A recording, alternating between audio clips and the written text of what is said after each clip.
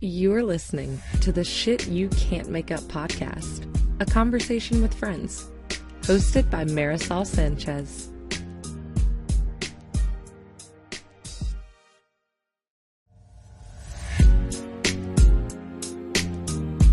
You are listening to the Shit You Can't Make Up podcast, a conversation with friends, hosted by Marisol Sanchez. Hello. Hi, Marisol. Hi.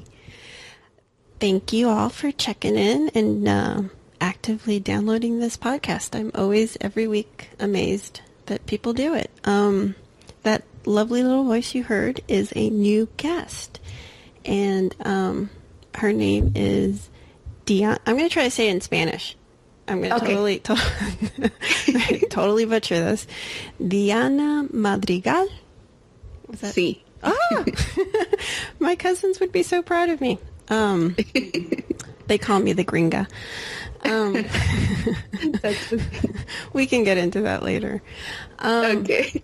So you were my first guest that reached out to me to be on the podcast. So thank you for that. You're welcome. How did you come to find the blog or the podcast? What attracted You know what it was? I think I had posted something on Instagram and you liked it. And then I went onto your page and then I started following you. And then I went to your site and all of that good stuff. I just listened to one of your podcasts and I was like, oh man, like what a few posts back on your Instagram really kind of clicked for me. And I was like, I would love to be on Marisol's podcast and let me see what she thinks. So that's how it came to be. Well, I thought it was cool because you contacted me via my email and sent me a link. Because I do get, some people that contact me, but usually they want to sell something. Yeah. But you sent me a link that was really interesting and you gave me an idea for the podcast, which was to discuss, marriage, divorce, and maybe why we stay in the relationships we stay in for as long as we do. Yeah. So I was like, all right, let's, that would be great. So wait, you have a Spanish accent. Where's your family from?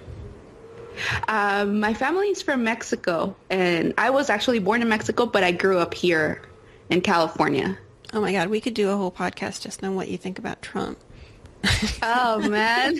I try not to get too political because, trying to start my coaching business and being a coach, we try to withhold judgments. But I'm teasing you.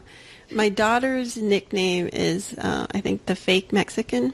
And she's known as a fake Mexican because I threw her a quinceañera this year. And she looks exactly like her father, who's English. And oh, really? Yeah, my mother's from Honduras. My father was from Spain. I'm first generation American. So it's just funny. But I live in North Carolina, and this has been my life basically for the last 17 years. Anytime anyone makes a comment about Mexicans, they'll look at me and then apologize. Countless times. And I'm like, yeah, I'm not Mexican, but okay, thanks. But you will stand up for us, right? Oh, absolutely. I've become like such an expert on immigration politics because I've had to. This is how every conversation starts down this road is like, oh my God, Mexicans are like the hardest working people I've ever met. But that's some crazy shit. He was. But, It comes after that. But now I won't put you on the spot about politics. We'll go back to our original topic that we discussed. But I just wanted to find out where you were from.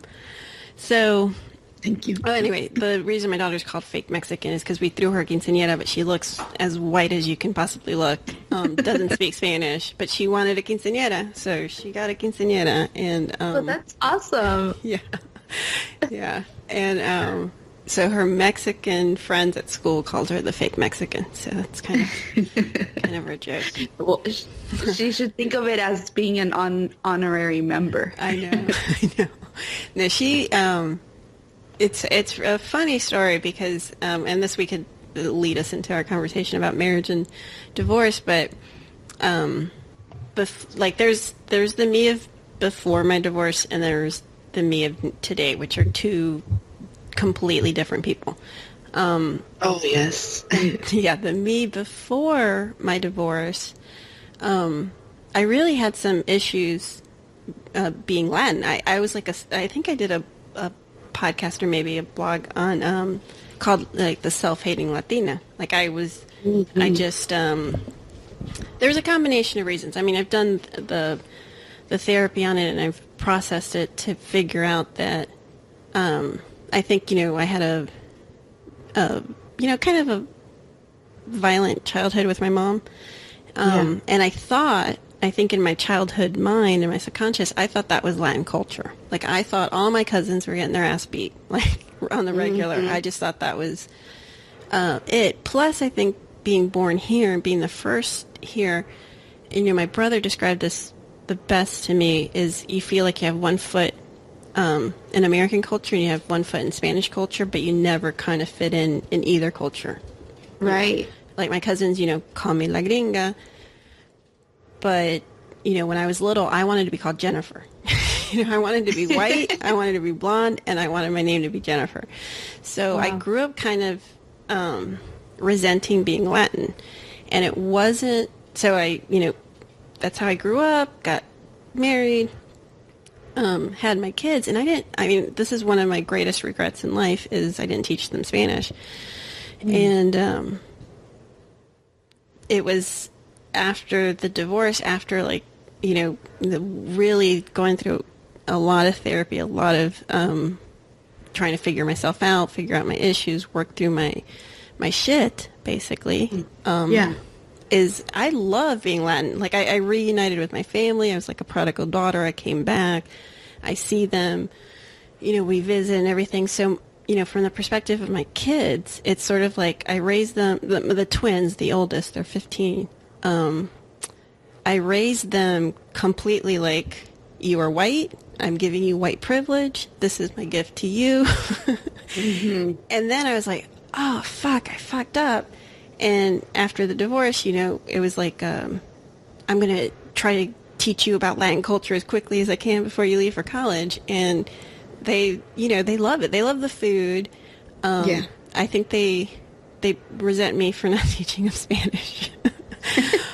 My son loves the, I don't know if that's the right use of the word patriarchy, but you know how Latins are very subservient to the male gender? Yeah. No chores, we'll serve you food, yes, we'll the cook. Macho. Yeah. He loves that. He's all in. He's like, my daughter, not so much, but right. She loves the music, she loves the food, and it's just funny. It's a funny how, how things change. Yeah. Yeah. Like now I love it. I love, I Despacito is like the number one song right now. Right. And I just laugh every time I see, Americans or English speakers, singing or dancing to it. Because I just want to like tap them on the shoulder and be like, hey, yeah, didn't you want us to go build a wall? Remember that? Like, don't love our music. Don't love our... But, I'm getting away from the topic. But that's just a short, how life changed before and after my divorce. Like it was, and that's, where you and I were talking off mic about divorce and how it can change you and how you can be stuck in a relationship for a long time and the reason why. So why don't you tell me, I'll shut up now, and you tell me your story. That's okay. So my story was I got married very young. I was, I had just turned 19 when I met my ex-husband. And we eloped in Vegas. Oh, wow. So that was a great start, Maybe that should have been a sign. But we eloped in Vegas. My parents stopped talking to me for like 6 months. Because obviously, your parents want more for you. Not that they were like, we don't want you to be happy. That wasn't it. It was just more like, we want you to finish college. We want you to have a career and be, stable and reach your dreams and all those kinds of things that parents want for us. So for them, it was like, you're derailing those dreams. And to me, I didn't see it that way, but in reality, that was exactly what happened. I dropped out of college. We moved in together and everything. And then I got pregnant. I had the baby. So then when throughout our short marriage, I knew he had a bad temper. But it's like I said in my blog. We pick and choose what we want to see.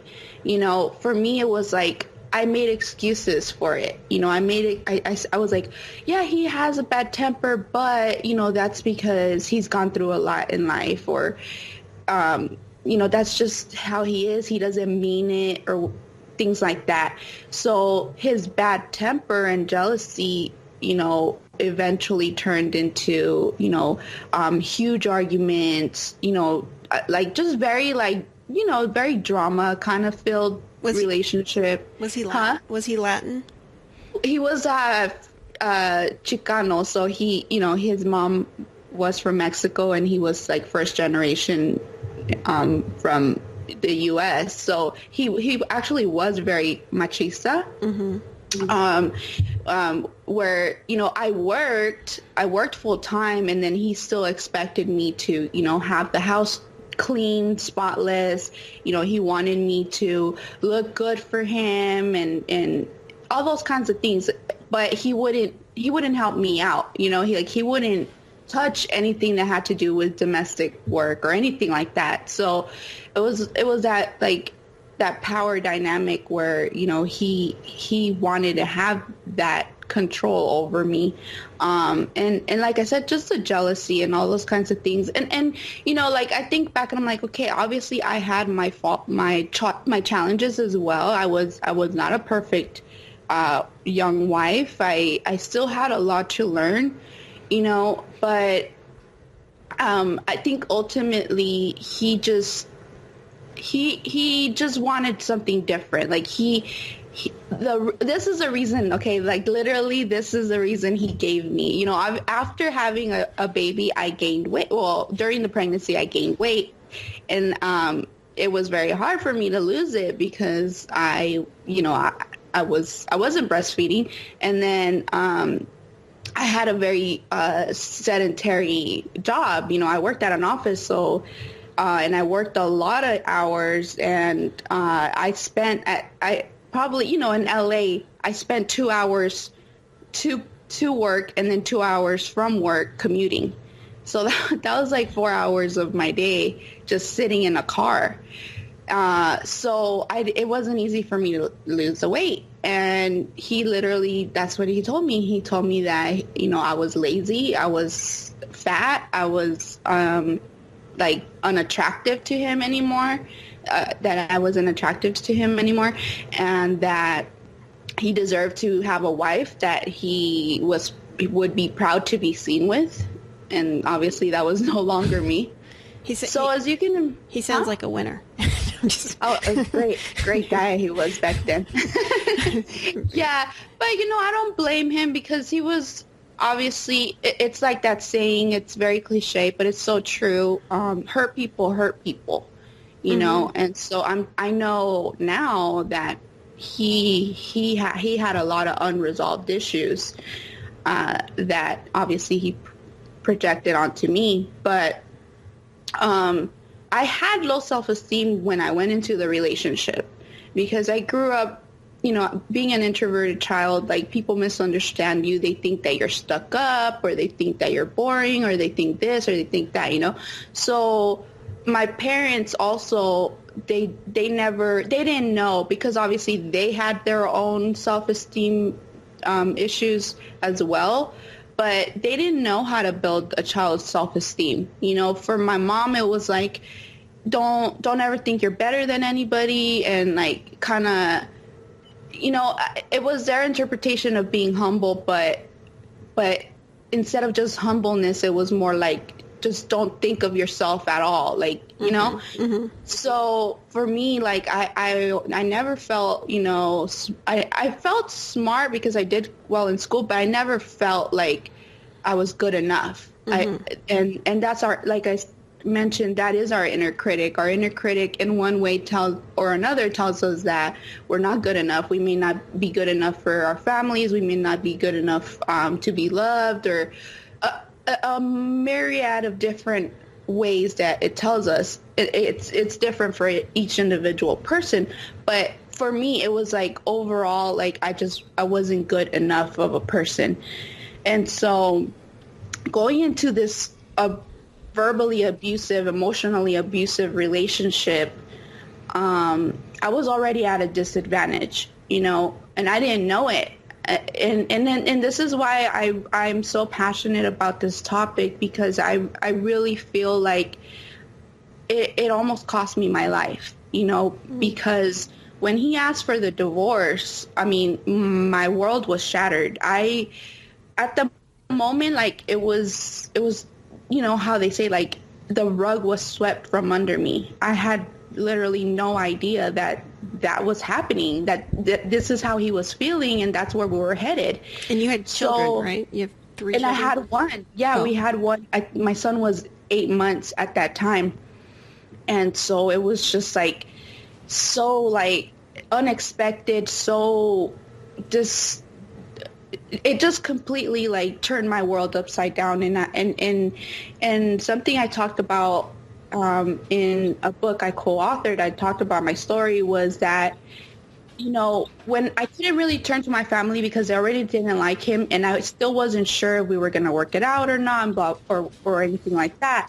So it was very isolating, you know, because there was that time before we actually separated where it was just pure hell. It was like living with the roommate that you hated. And that's how it was, because we were no longer, you know, in a romantic or emotional relationship. It was just, we were just living together, and, you know, arguments would start out of nowhere.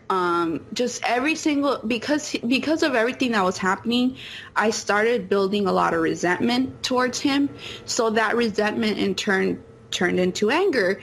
And so any little thing he would say to me, it just, I would explode, you know. And then for him, it was like anything I did or said or didn't do, it bothered him, you know. So it was just constant, like, chaos, constant arguing, constant fighting.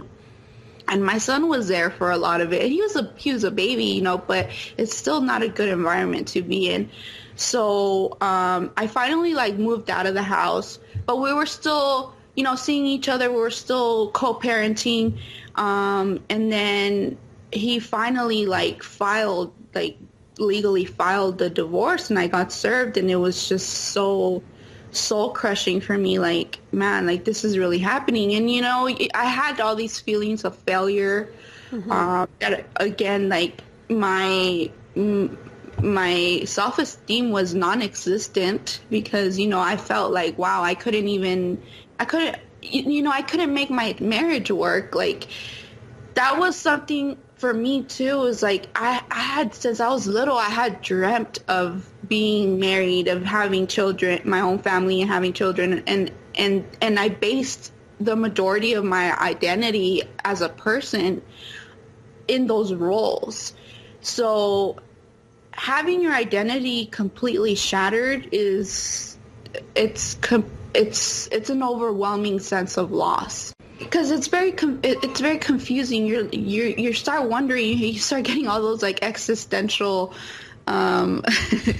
questions where you're like, man, like, what am I doing here? You know, like, what is the point? Well, at least for me, that's what I experienced. And so I remember we had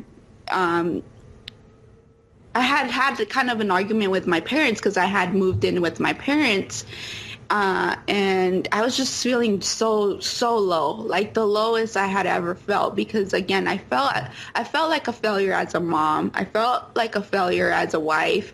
I felt like a failure as a daughter. You know, I had just lost my job. We were losing the house. I mean, everything was just, you know, like everything was wrong. I'm like, wow, this fucking sucks. How old were you at this time? Yeah. How old were you at the time? I was, at the time, I was 21. Wow. 21. So I was very ill-equipped to handle all of that. And so that happened. And so the weekend after I had the argument with my parents, I went to our house that, you know, we had as a marriage, but he was still living there while we were losing the house. And I walk in and he's like on the phone with somebody, and like I could tell he was on the phone with the woman, you know. And I lost my shit. I went crazy. Like, did you get all Latin on him? I did. You know, it was like, you know what? Like, thinking back, like, it was scary because I just felt like I was not in control. Like, it wasn't me anymore. I was just along for the ride. And we started arguing, we kind of like, you know, we pushed each other and blah, blah, blah, you know, all those kinds of things. And he like walked away from me, and he went, I think, outside. And I was just like, I just remember like just feeling possessed to the point where I was like, I gotta like make him pay. Like, I have to make him pay for everything he's putting me through. And I locked myself in the bathroom. I found painkillers from my C-section. Wow. And I took a bunch of them. I rinsed them down with faucet water, and I was like, this is gonna take forever, you know. Mm-hmm. And then I ran to the kitchen. I came back into the bathroom, and I slit my wrist. Well, I could only draw a little blood because that shit hurt a lot. It's not like the movies. Yeah, I had like the dullest knife too. Like, I remember it was horrible. Oh. But I was like, okay, well, you know, it was just like at that moment, like there was no rationalizing with me. You know, there was like, I wasn't thinking rationally because, you know, in my mind I was telling myself like, you know, my son's gonna be better. Everybody's gonna just be better without me. Like, I'm a piece of crap, and everybody's just going to have a better life without me. You know, my pain, this pain that I'm feeling is going to end. You know, all those deceptive thoughts that suicide can make you believe are real. Yeah. Even though they're not, you know, but that's what you're feeling and that's what you're going through at that moment. And so they called the police came, and then I went to behavioral health for the 72-hour hold, and it was just so like rock bottom for me, you know. And it was like, it took me a lot of years to build myself back up, to have a better relationship with myself, and a lot of inner work to realize, you know, that loving myself has nothing to do with other people's opinions or the roles I play for them, you know, and that I had to love myself because, you know, it's just me. Yeah. And that's who I'm going to live with for the rest of my life, no matter what. I'm 40. I just turned 44, and I am just learning that lesson in my life. You know, my divorce was not very similar to yours in that way. I was older. I was 28 when I got married, and I don't even know how old I was when I got divorced. I guess I was 39. That was simple math. I could figure that out. So it wasn't, you know, yeah, I had a few more tools in my toolbox because you were very young. Yes. For everything that you went through. but I can relate to so much of what you said because, you know, what I say about my divorce is I would have gotten divorced. It didn't matter who I married. who I was when I got married at 28 was a shell of a human being. It isn't who I am now. It wasn't even close. I was just existing. You know, for me, a lot of it relates to my parental wounds, you know, and my traumatic childhood. So I just existed. I thought, you know, this is what you do. You go to school, you get a job, you get married, you have children. And I can go into a lot of reasons of why I picked the partner that I picked, but I try to be as respectful to the father of my children as I can be. Yes. But basically, I feel like I would have divorced anyone because it's not that I was pretending to be someone I wasn't or anything like that. I just wasn't anything. I didn't love myself. I didn't even like myself. And until I had children, I basically feel like I was just really waiting to die. I've never been suicidal. I've never attempted to take my life or had thoughts of that nature, but I've always felt like death would be great, which is a really fucked up notion. Like, I don't believe that anymore, but for the majority of my life, it's like, hey, that's awesome. I don't have to worry about anything and, you know, money, bills, you know. I had no love for myself. I had no love for life. I had no love for anything. And for me, you know, I don't take away, I'm not saying that the divorce was my fault.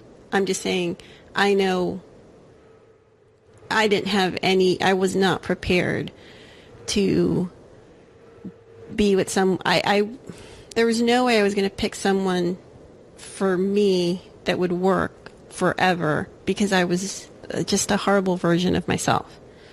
I was very subservient.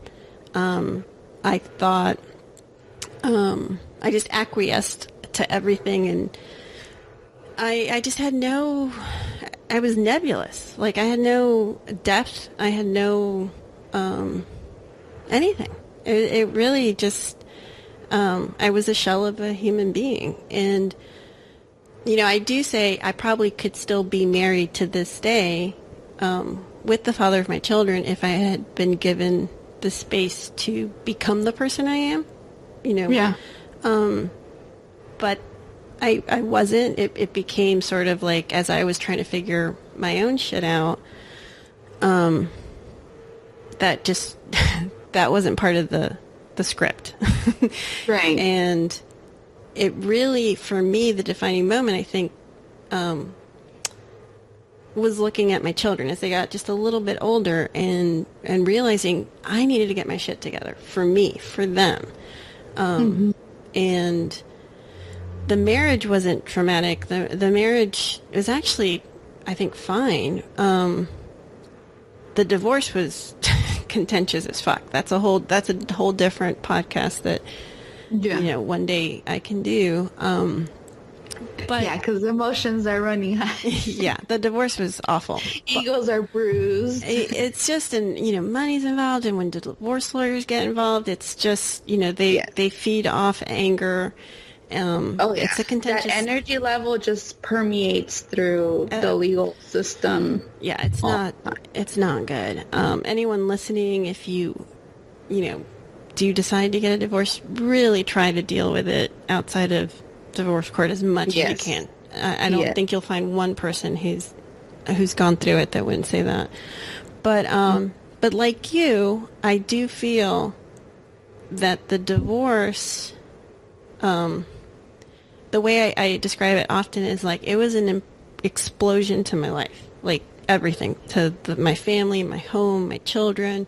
To me, I could totally relate to what you were saying about how I felt like such a fucking failure. I remember going through the divorce and just being in my bed and crying, just sobbing, because I never wanted to get divorced. My mother was divorced, or I thought she had been divorced 3 times, and I everything about my life was I wanted to do it the opposite of my mother. So I just didn't want to get a divorce. I didn't want to break up my family. But it felt like a train had just left the station, and I was just trying to survive during those years. And I wanted to comment on that. Go ahead. On the whole, obviously, nobody gets married, right, thinking, oh, I'm going to get divorced one day. We all get married thinking this is going to be forever. I mean, that's the whole expectation. Mm-hmm. And that was the first topic I talked about in the blog, was expectations. And so I broke it down for people because I think a lot of times we don't remember what the definition of an expectation is. And that's just a strong belief that something will be or happen in the future, and that's how it's going to be, right? So that's one of our main expectations in marriage, is that this is going to be forever, mm-hmm. right? But we set ourselves up in a way for failure in that way, because it's like nothing is forever. Like, we have to understand that absolutely nothing is forever. There may be marriages that do last until death do them part, but at the same time, when you're open, when you go into a marriage, committed, but at the same time open to possibilities, I think it prepares you so much more than going into something and saying, like, this is exactly how it's going to be no matter what, with these very strong belief systems. Because, as you know, I mean, our belief systems are some of the strongest motivators in our lives, mm-hmm. Other than emotions. And if you believe something to be absolute truth, when that image or when that situation completely shatters, that's why, for example, for me, that's why I reacted the way I reacted. Because I was absolutely sure that this marriage was going to be forever, that I had already planned our life, 10, 15 years ahead of time. So seeing that plan crumble before your eyes it's very shocking, and it's soul crushing. So in the middle of an argument, we say those words like, I don't even know who you are anymore. And again, it was like, well, we nitpicked what we wanted to see in the person and what we didn't want to see. And so again, those expectations are really what a lot of times are hard to let go. And that's why we have a hard time many occasions in our lives, not just divorce, of moving forward, of letting go of something that's not healthy or good for you anymore, because we don't want to let go of those expectations, No. So I don't know if that was the case for you as well. I mean, some things were the same, some were a bit different. For me, to give my ex-husband credit, and I think every person I've ever dated before, probably since then, I've always, because of a lack of self-worth and self-love that I had for myself, I kind of always, even though I had no intention, I had the expectation of being married forever and I didn't want to get divorced. I think subconsciously I always figured that was going to happen. Like, we're going to get a divorce. Like, because I know in fights and stuff and, things like that, I kind of I would be like, all right, well, let's just get a divorce. Like, very casually. You jumped on it. Yeah. Yeah. And I take full responsibility for that. But now looking back, 2020, I know that came from a sense of like, I never thought I was worthy of anything, of any, happy home, happy life, nothing. I just, expected the kind of worst for me. And my tolerance for how I allowed people to treat me was super low. And it's not till now that, now that I have self-worth, now that I have self-love, you know, when someone comes at me with, you know, what I describe as an elbow to the face, you know, not actually literally, but Yeah. figuratively, Yeah. it doesn't affect me. I mean, I kind of have this little mantra where, you know, I get that email or I get that text. It's like, thank you. Thank you for the opportunity to forgive you, or thank you for the opportunity to not be in your life. Like, it's just, my whole perspective in life has changed.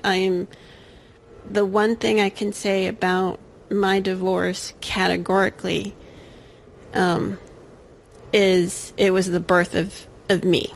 You know, when I was kneeling, I was an atheist prior to my divorce, and I remember just being, you know, we were in the middle of court dates, and it was just, shit was just coming at me in 1,000 different directions. It just felt like I was trying to keep my head above water and try to keep the kids away from it as much as possible. But even that wasn't, you know, it was just a shit time. It was shit. It was just the worst. Yes.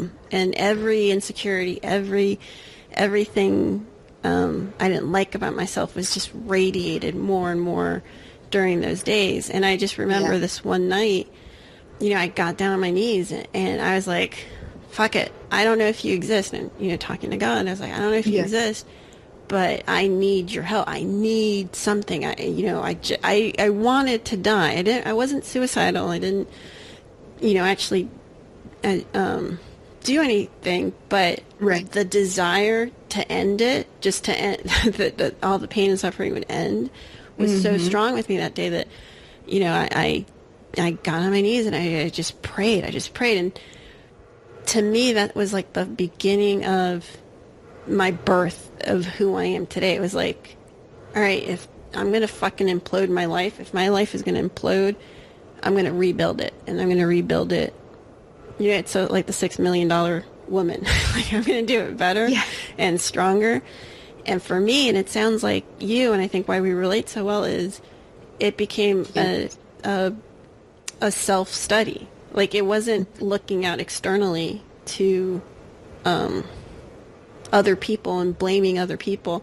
Exactly. I think understanding how other people's opinions of us or what they said to us subconsciously stuck to us at, you know, whatever age. And how that, you know, came to be years later, and those patterns repeat itself. But it became like, I can't change anyone else's behavior, and I can't go back and change the past. What can I do today? And, exactly. Yeah, and it was the best thing for me. I literally never felt joy. Even at the birth of my children, I didn't feel joy. I did not know what that emotion was. It was not something that I had experienced many times in my life. So, you know, I feel joy almost on the daily now. You know, I'm just constantly grateful. I'm constantly feeling blessed and lucky and just happy, which, again, 5 years ago, I couldn't even look people in the eyes. I just had no, like, you know. There's no depth to us. No. Like you said. No. But it's so true what you just said, too, going back, because I experienced that, too, with the birth of my son. I wasn't, well, I was, you know, I had a C-section, so I was also drugged up. But, so maybe that had a lot to do with it. But, you know, even I remember even after, you know, taking him home and stuff, it was, I felt, again, I felt like something was wrong with me because I didn't feel that bond that everybody talked about, you know, that mothers talk to you about, of just overwhelming joy, and just feeling like just completely in love with your child and all those kinds of emotions, right? I didn't feel that. I felt like so detached. It felt like I just numb. Like you said, I just felt numb. And it took me probably over a year, and probably too, back then, I don't know, maybe it was, but at least for me, 10 years ago, that's how old my son is. 10 years ago, there wasn't a lot of talk about postpartum depression. Mm-hmm. I was probably experiencing that, and I didn't know. And so again, it took me over a year to actually bond with my son. I mean, another thing was I didn't breastfeed him. So I think now I'm a breastfeeding advocate, but, back then, because I was so uneducated, I didn't breastfeed. So that was another portion, I think, that also hindered our bond. But I think overall, it's like you said, like, I had no idea who I was. Like, I had never worked on myself. I had never, like, back then, like, it never even crossed my mind to ask myself, like, what do you want out of life? Like, what are your plans other than just, plans that pertain to your marriage or pertain to your child, or just like Diana as a human being, as a woman? Like, what do you like? What do you enjoy? What do you want to do? What are your goals for the future? That never crossed my mind back then. And now I feel like it's so essential to my well-being to ask myself those questions, to, constantly pull my wellness and my happiness in the forefront, because I'm such a believer that, a healthy human being, a healthy mom or woman is going to be a better mom, is going to be a better wife, is going to be, all those roles Oh, are absolutely. going to be able, No, I totally agree. I had, when the twins were born, I had postpartum. I wasn't diagnosed, like you said. That was 15 years ago. I didn't talk. You would think the doctors would have been like, "Hey," Right. But all I felt was fear. Like I felt this immense sense to protect my children. Like, Right, the of course. protection part was totally there, but the joy, that bond. I don't know about the bond part so much, but the joy wasn't there. It was just functioning and keeping them safe. And then, Yes. looking back, I think that kind of what triggered me was I was so scared of becoming my mother. I was so scared that I wasn't going to be able to love them, be a good mother, that I shut down on like some emotional level. I just had to shut the fuck down. Like, Yeah. because I didn't. My friends that knew me then, that know me now, are like, I didn't talk. I just existed. Yeah. And, but now, I have, my relationship with my kids is like one of my biggest accomplishments. Like, I feel so close to each of them. And, Yes. People comment, excuse me, I'm getting a little emotional on that a lot. Yes. And I can now, as a 44-year-old, go back and like thank my mother and say, you know what? All the shit that you did made me the mother who I am today. And I'm not perfect. And, they, I'm sure, have a few therapy sessions in their future and some mommy issues to get over. But, they know I love them. There's no question about that. And like I tell them, I didn't beat you. Yes. So you're already ahead of the game. But now, like, to who I am today, I know that this is how I think about parenting. If I'm happy and I'm calm and I'm productive and I'm getting my shit together, the three of them are like little orbits around me. Like, I'm the sun and they're the planets. And whatever I'm feeling or doing or expressing, that's exactly how they orbit around me. If I'm stressed, if I'm angry, it's you could see it. If I snap at them, like, just within a few minutes, they're snapping at each other. Yeah, because it's a reflection of you. Yeah, and so now, now me being happy and being healthy and having self-worth and having self-confidence and, just kind of taking the divorce and using it as an opportunity to rebuild myself, I know I've made them proud. I know it was the best thing in the end for all of us. Yeah. So, anyone listening, And I just want to say, if you find yourself in that situation, if every divorce is like a snowflake, everything's completely. I'm spacing on the word, or like a fingerprint. Everything's unique to a divorce too. So your divorces might be completely different than yours or mine, but try to get to a point where you can look at things as an opportunity to rebuild yourself. Yes. I think would be the point of this podcast. Yeah, it's all about perspective. Yeah, you sound, again, I haven't met you in person or anything, but you sound articulate, intelligent, healthy, and, I think your story is really inspiring because Thank you. Look where you are now. So you're an introvert that does coaching, because that's kind of unique.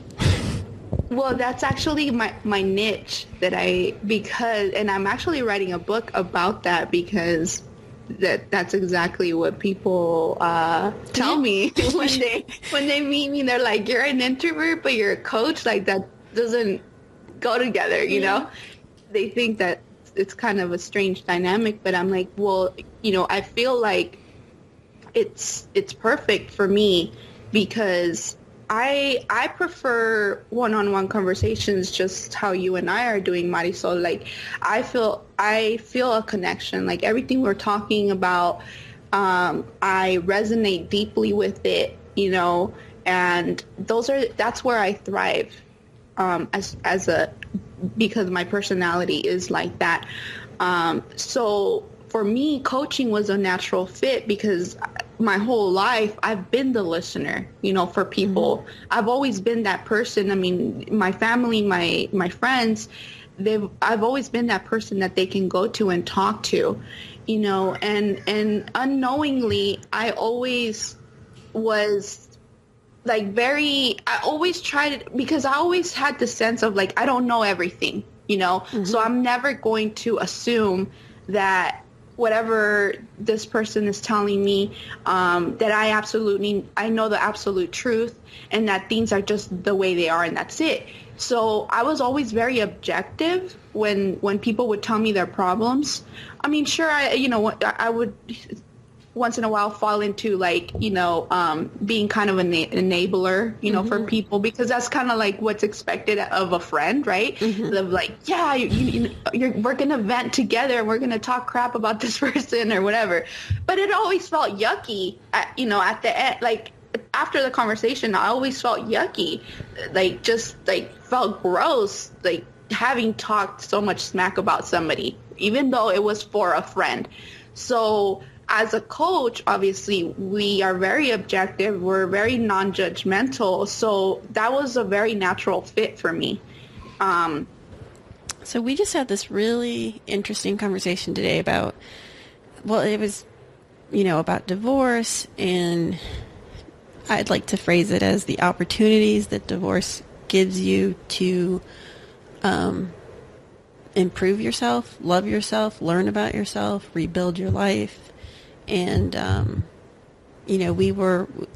feel like we have so much more we can talk about. Motherhood, postpartum depression. And I'm sure I will definitely have you back on the podcast to go over those things. But I wanted to circle back and talk more to your point, to your blog post that you shared with me, which was, and, we'll put a link to that blog piece in the promotion, about being stuck, that feeling of, why we stay in the situations that don't serve us. So take it away. Okay. Yes. And you know what, too, what's interesting, a lot of times, even though, like the relationship has ended, I know for me, what I experienced, and a lot of women who I've spoken to in my life, friends and family members and coaching clients, they have a hard time letting go of the past, of what happened to them, and that a lot of times prevents them from now creating the life that they would want to live, that they wish to create for themselves. And like I mentioned in my blog, that was the question that my client asked me, but in reality she was asking herself, why can't I move on? Why can't I just let go? I have all these feelings of resentment and anger, and I feel like I'm blaming that person, and I can't move on with my life because they are carrying around all that baggage, And for me, something important that I pointed out to her was, you're first of all, we're judging ourselves when we are in that energy level of feeling angry with ourselves for not being able to just let go, right? Mm-hmm. For not being able to just move on. Like, why can't I just get over it? And, we put ourselves down. And so it was something important for me to tell her, or help her realize, not for me to tell her, but something that she had to discover on her own, that first of all, don't judge yourself. Don't be unkind to yourself, because you are human and you do have these emotions, and this was an important part of your life. So you can't just sweep things under the rug, because as we know, repressed feelings show up, they manifest in our lives in other ways that we would never imagine. So that was the first step for her, was to bring awareness to that judgment she had towards herself. And then secondly, I explained to her the way I was taught in coaching, and I have experienced in my life as well, is that there's different energy levels for our lives. Sometimes it could be eras of our lives, and sometimes it could be situational or individual to people in our lives or ourselves. But I told her, this energy level that she was operating in the majority of the time when it came to her divorce was the victim level. Mm-hmm. She felt sorry for herself. She felt like she was a victim to the circumstance that happened to her, right? So mm-hmm. I told her, we need to understand that it is serving a purpose for you. Everything that we do is for a reason. Mm-hmm. Okay, we don't just arbitrarily, do things in our lives. There's reasons and emotions behind everything that we do. So the reason for her, and again for me as well, I could completely resonate with that, was that being in that victim mentality. And I'm not talking, when I say victim, I'm not talking about somebody who experienced trauma or something horrible was done to them. That's not the type of victim. But victim means, in this context, it means you are not in control of your life, right? You're not taking responsibility. So I told her, I define it, because I was there. I was that. I think I wrote something about it, calling it the victim card. Yes. I felt like I was, why does this keep happening to me? Why, I'm a good person. Why do these bad things, continue to happen? And I was carrying mm-hmm. that victim card from my childhood. And it was actually, I've been to therapy, and they never use the word victim or anything like that. It was actually a massage therapist that I came in to get a massage, and she'd been hearing all the ups and downs of my divorce, and she was just really cool, and she was like, girl, you just gotta turn the page on that story. She's like, you're gonna keep being a victim, as long as you keep talking about being a victim. And it, for some reason, even though that makes complete sense, until that moment, I wasn't ready to hear that. And I think for people, sometimes, I see it now. I see it with people who are, are bitter, are just super bitter, yes. and just angry, and just, just still stuck in that same position that they were in. And, it always makes me sad for them, because it's like, I can talk till I'm blue in the face. I can offer you self-help books. I can give you a name of a great therapist, but I've just come to learn that's everyone's personal journey. Until they're ready to hear that message, you can't really change that perspective. Yes, that's so true. That's so true. And for me, the realization and learning, it helped me stop being so judgmental with people and myself, because a lot of times when we do hear people venting and they are stuck in that victim cycle, we get frustrated with them, or we get angry, and we're like, oh man, there she is again, or there she goes with her bitter ass, or like just talking smack. But it helped me understand, like, there's a reason behind this.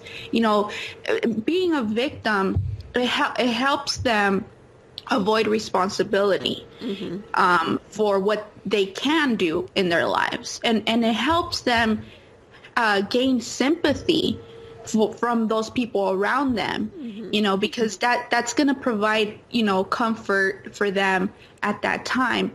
But what's important is you have to realize, is that really sustainable in the long run?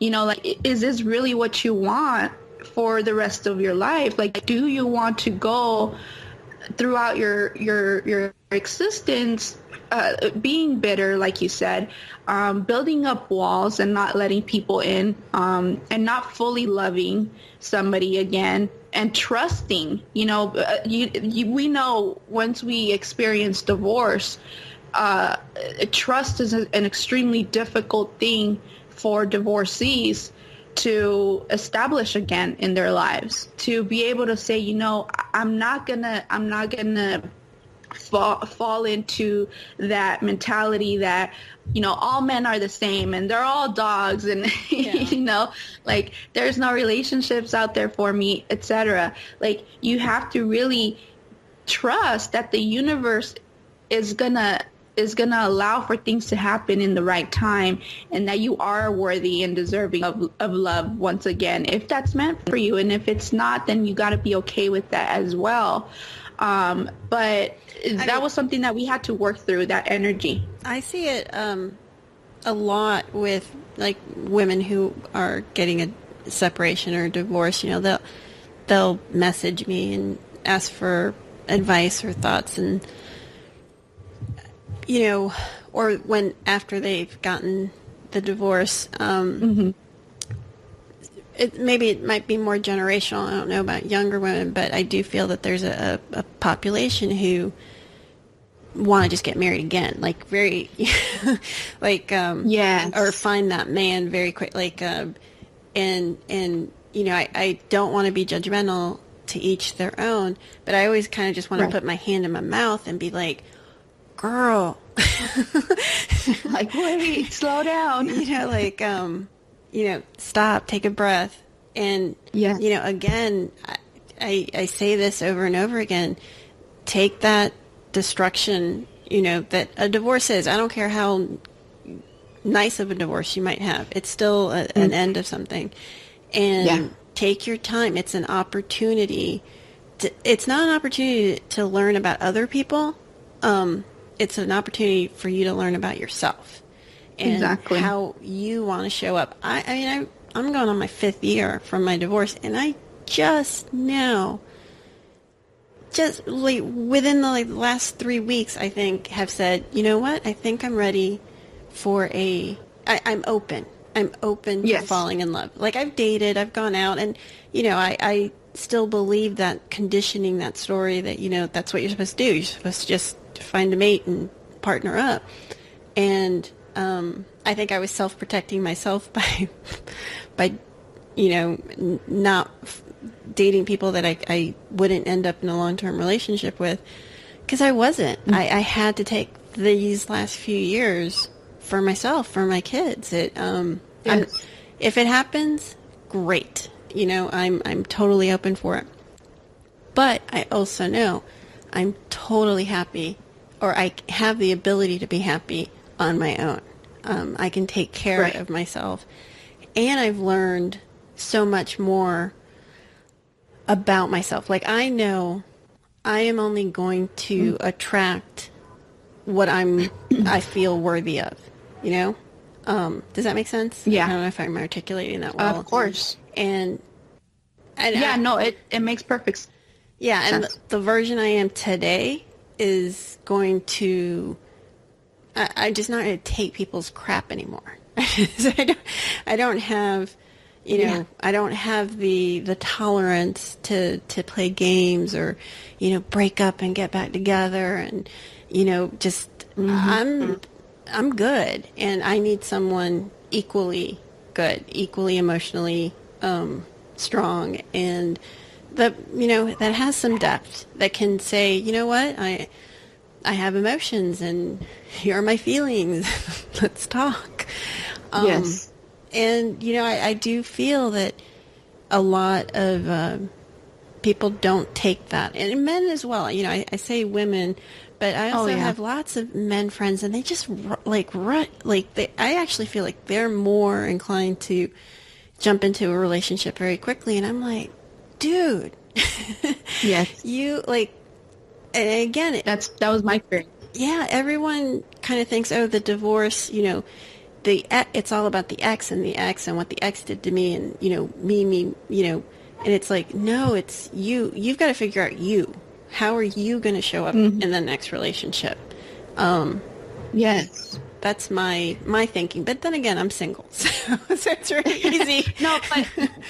You're definitely I feel like on the right track as well. And I think, and I want to commend you for having that awareness and building that consciousness in yourself, because like you said, a lot of people don't take the time because they either don't know better, or it has never dawned on them, you know what I mean? And I think that's why it's so important to plant seeds with people as far as personal development may be, because even though a lot of times it's very cliche, and it's so watered down that it becomes meaningless. Sorry. No problem. I'll cut that off. That So, what's I saying? That self-help. It becomes cliche, yeah. And it's like, but if you dig deep, and do the hard work, because this is something that I mentioned to somebody I know, that she's also stuck in the victim mentality and that energy level. And I kind of had mentioned to her, like, hey, if you need coaching, I'm always here for you. Just let me know. And she was like, yeah, okay, that sounds great. And so then I had sent her like a motivational quote kind of, and her response was like, well, it's not that easy. Yeah. And I just, as I just sat there and I was like, okay, first of all, like, I'm not going to judge.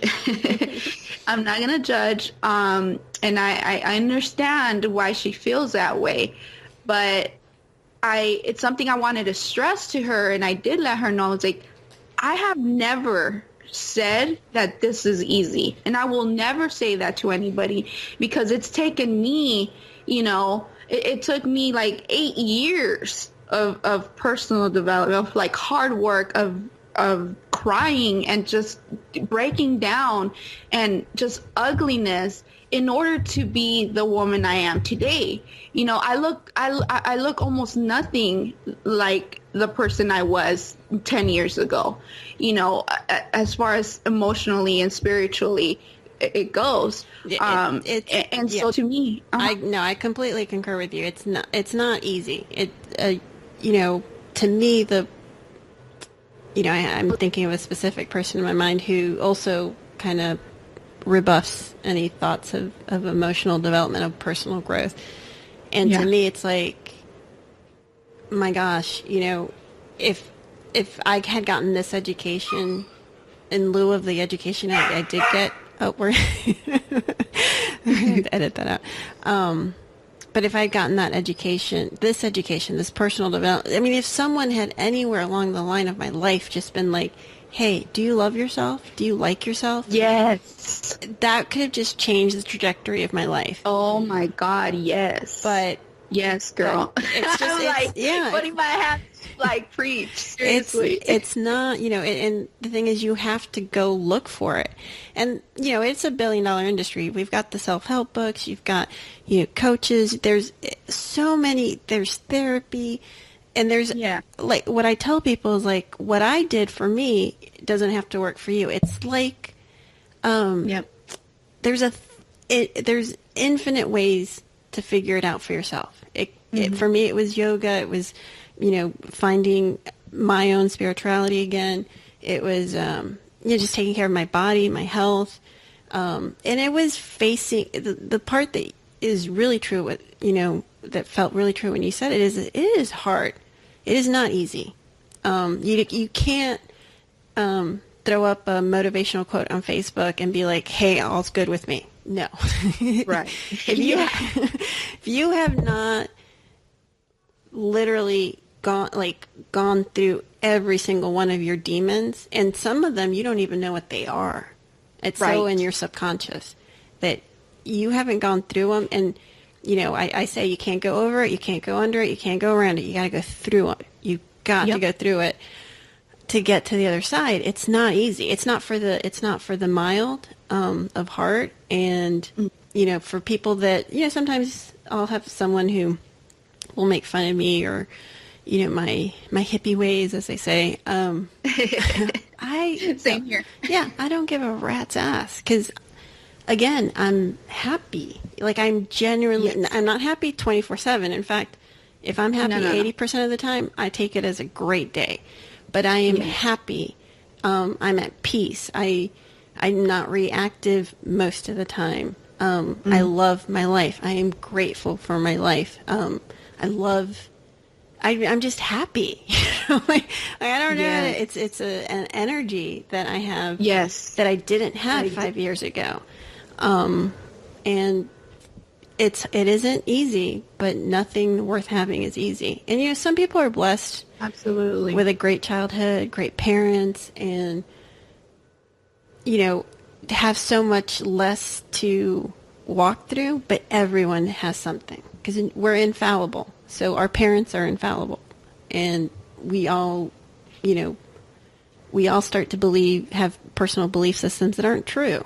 And, going back and figuring what those are and getting on the other side of it is the work, Absolutely. Absolutely. And that's something, too, that I wanted to tell your listeners was, because we hear a lot about the self-help and personal development and all of that. And a lot of times it's so abstract, where that people don't know where to start, recently somebody told me that, like, I have no idea how to even begin working with on myself. And, one of the biggest things that for me, it was like you said, revisiting what my old belief system was, like what I thought to be true growing up, like where did this belief come from? And, how did I learn this? And how has it either helped me or hindered me in my life? And then based on that, I had a list of values, right? I had an actual list of values in life. And I picked out like what I wanted to experience. Like, that's what I asked myself, like, in my lifetime, because I only get one life. What do I want to experience? What are the things I want to feel? How do I want to show up in life? And based on that, I picked out values that aligned with that vision, and those values, for example, for me, my top values are family, authenticity, and creativity. So for me, that, like creativity was never really taught to me, but that's a new one that I adopted for myself. Because like I said, I did the work. I said, what do I want? Like, what do I want to experience? What have I always dreamt of, and I never was confident enough to pursue, and now that I have self-love, now that I do love myself, and I have way more confidence than I ever did, regardless, like now I'm like 30 pounds overweight, like, you know what I mean? Like now I'm at a way better place now than I was when I was skinny, and it's just like, I would so rather do that hard work and see how my life has changed. And so for me, that was like one of the biggest and most crucial steps for me, because like my values, and for any human being, our values are like our foundation. If you have a strong foundation, it's gonna be able to build upon itself.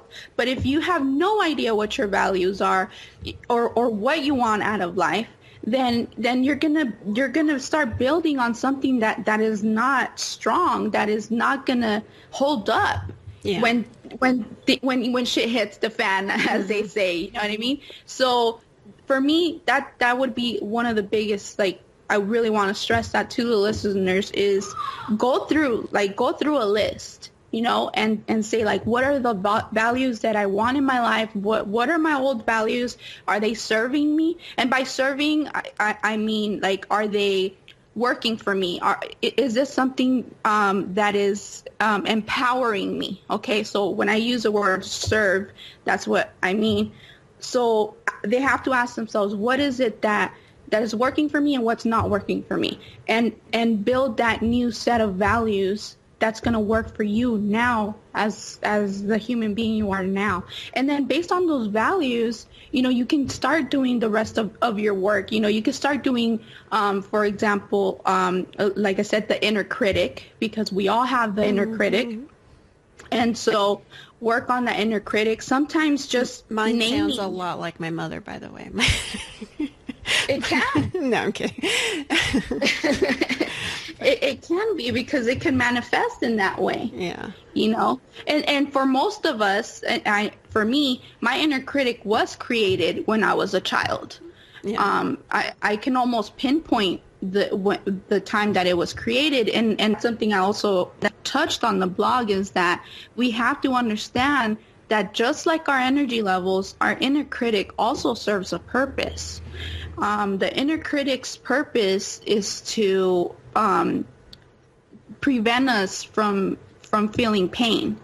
It's trying to protect us. It's not that you're just like this horrible human being and you're just like trying to torture yourself. Of course not. Nobody does that just because. But the inner critic is a coping mechanism.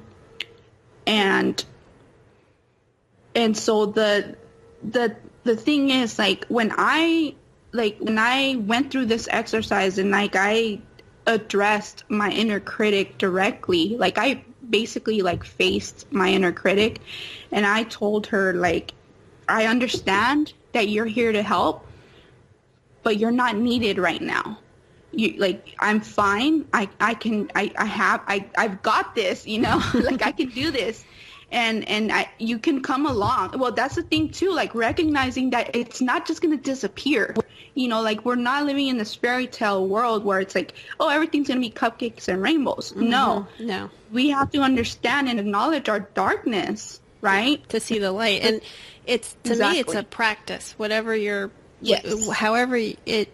whatever you do for yourself that works for you, it's a practice. Like I call it, getting on my mat and falling off my mat, Yes. I get a bad period, a nasty email, and it's raining outside. Guess what? I might crawl into bed and get into the fetal position and invoke I call it my inner child. My inner child, my default comes back up. And she's a part of me that's always going to be there, but it's a shadow. Instead of being the dominant, she's in the she's in the background and she's kind of like an echo, and I can look at her and be like, not today. I love you, not today. And everyone's different. Everyone needs, has a different way to, that's everyone's own personal journey, I think, personally. Exactly. And, I think to your point, there's a lot of different ways for people to get to the point that I think you and I are at now.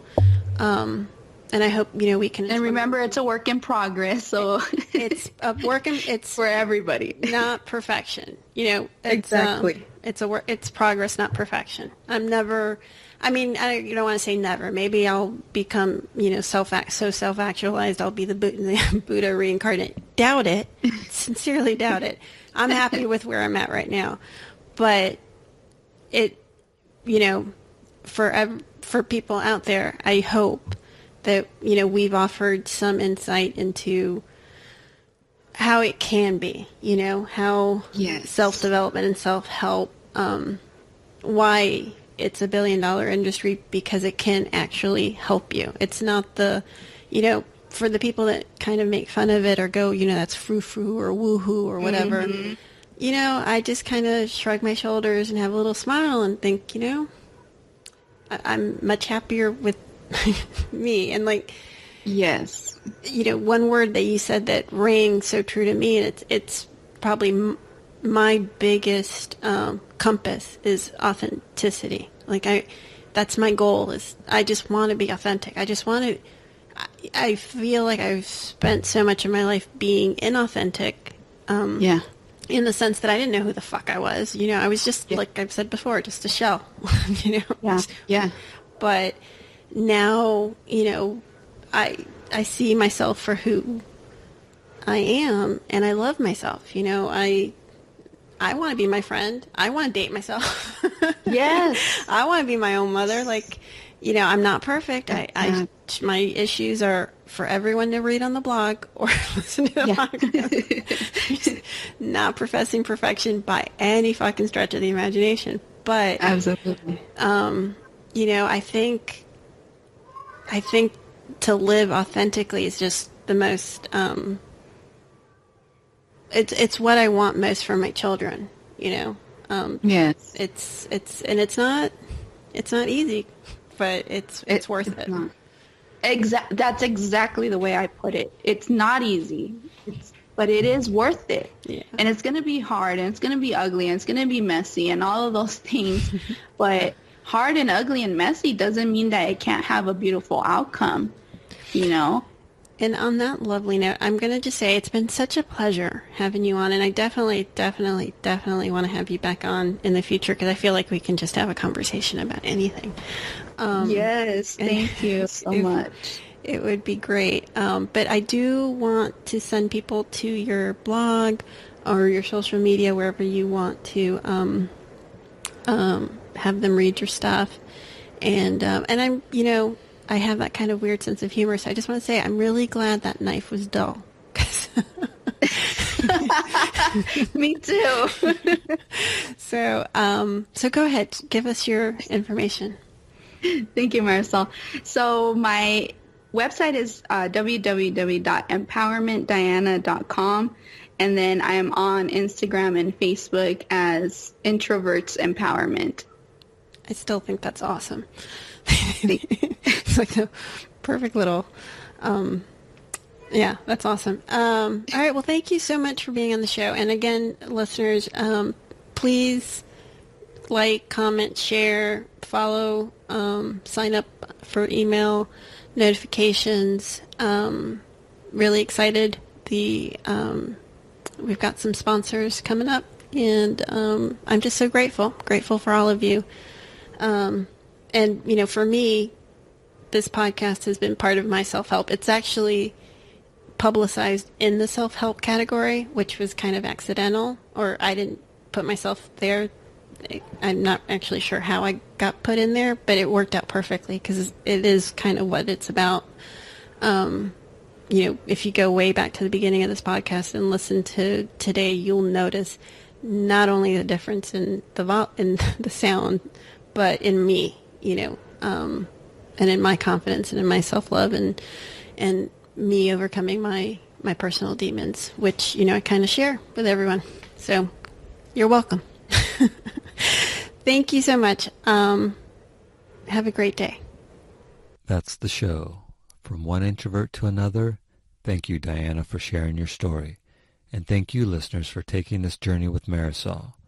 Be sure to hit the subscribe button and share the blog and podcast with your friends and family.